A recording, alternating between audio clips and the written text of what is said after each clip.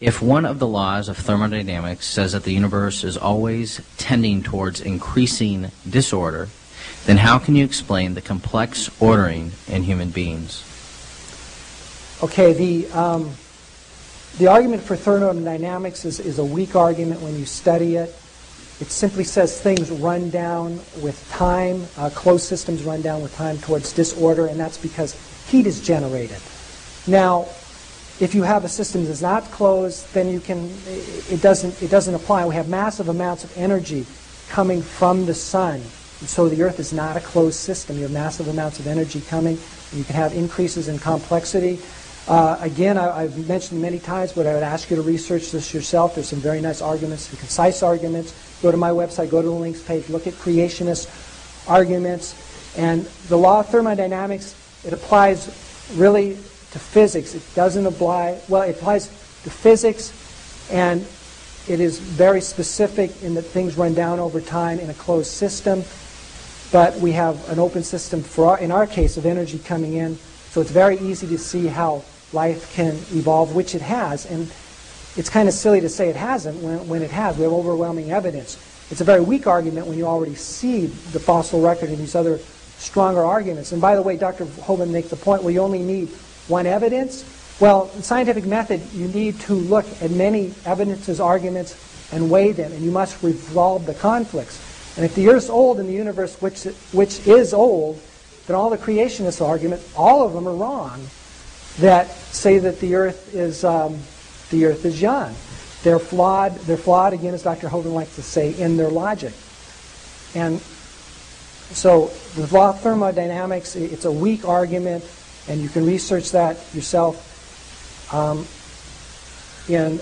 on my list of creationist arguments. Okay, you can get the screen up there. The second law of thermodynamics he's referring to states basically numerous different ways it can be stated, but everything tends toward disorder.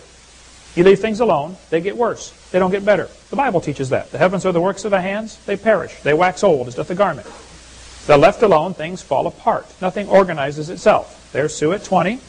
There she is at 90. And there she is at 3,000, okay? The second law states basically everything collapses, breaks down, wears out, deteriorates, it's falling apart, okay? Now his argument that the second law can be overcome by adding energy is absolutely fatally flawed. He'll say the Earth is an open system, which was what he just said. It receives energy from the sun. Well, the universe is a closed system, number one, okay? So there's no new energy being added by definition. Secondly, adding energy is destructive, unless there's something to use the energy. See, the Japanese added a whole bunch of energy to Pearl Harbor. The anniversary of that's coming up in a couple days. They didn't organize nothing for us. A couple years later, we returned the favor and added energy to a few of their cities. And didn't organize a thing. See, adding energy to overcome the second law is ludicrous. They'll say, well, you can walk into a room and straighten it up. Yeah, I know, but now you've got intelligence involved. What he wants to do is add just raw energy and think that's somehow going to do it. That's simply flawed logic. Okay? The sun adds energy to your house, but it's going to destroy the roof on your house. The sun's energy will destroy your entire house. If you don't keep fixing things, it's going to completely crumble to dust. Okay? The sun's energy will destroy the roof on your car, not build it. It'll destroy the paint job on your car. There's only one thing that can actually use the sun's energy. That's chlorophyll. And each little plant cell is more complex than a space shuttle.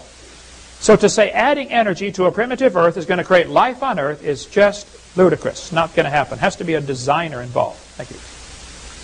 Would you like to extend the time? Yes, I'll like to extend 2 minutes.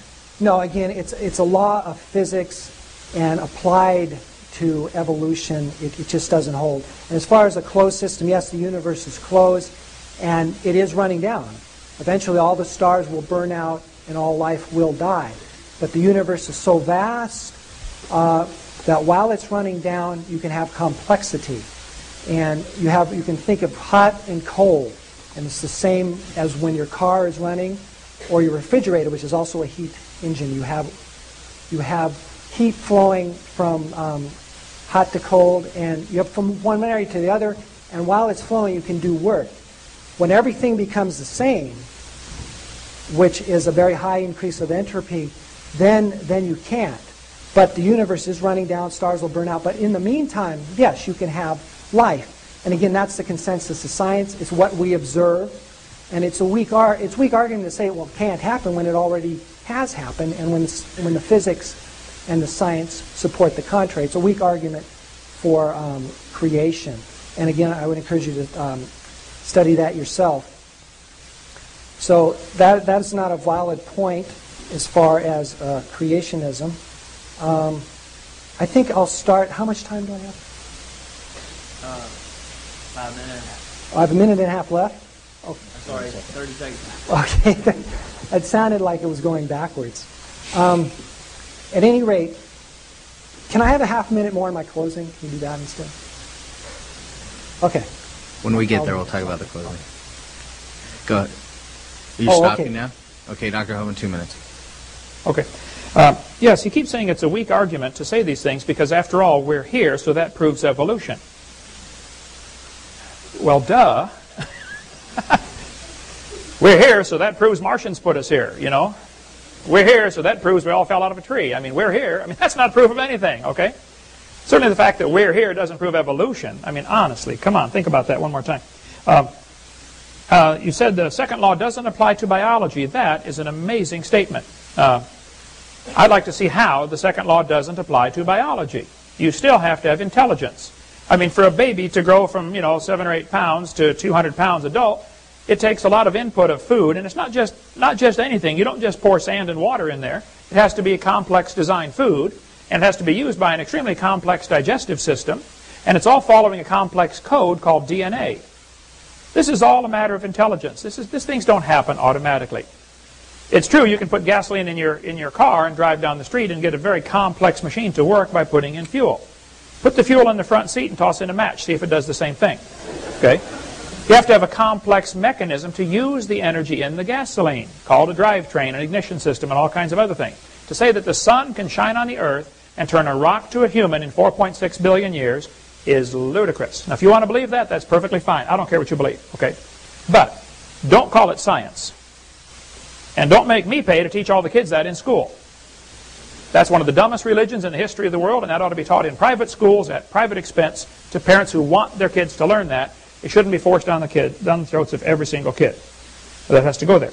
And as far as the refrigerator being an example of violating the second laws, man, oh man.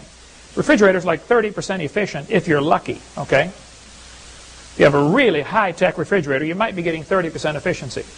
It's wasted to heat. That's still an example of the second law of thermodynamics. Thank you. All right, for the closing statement, I had 2 minutes down each. We're going to go ahead and do 3 for each of you, and we will go in reverse order of the opening statement. So, Mr. Callahan, go ahead, and you have 3 minutes. Okay. Well, I'd like to say again, just very briefly on the second law of thermodynamics. All it says is when you do work, no machine is 100% efficient. That's why you can't have a perpetual motion machine. It simply says that there's going to be some heat generated in the work. That's all it says. And it says over time, you're going to have that wear down. You're going to have more and more heat. And so the universe is closed. Eventually, it will become uniform in heat. But while there is the possibility of energy, of energy flowing from one to another, from one area to another, you can have complexity.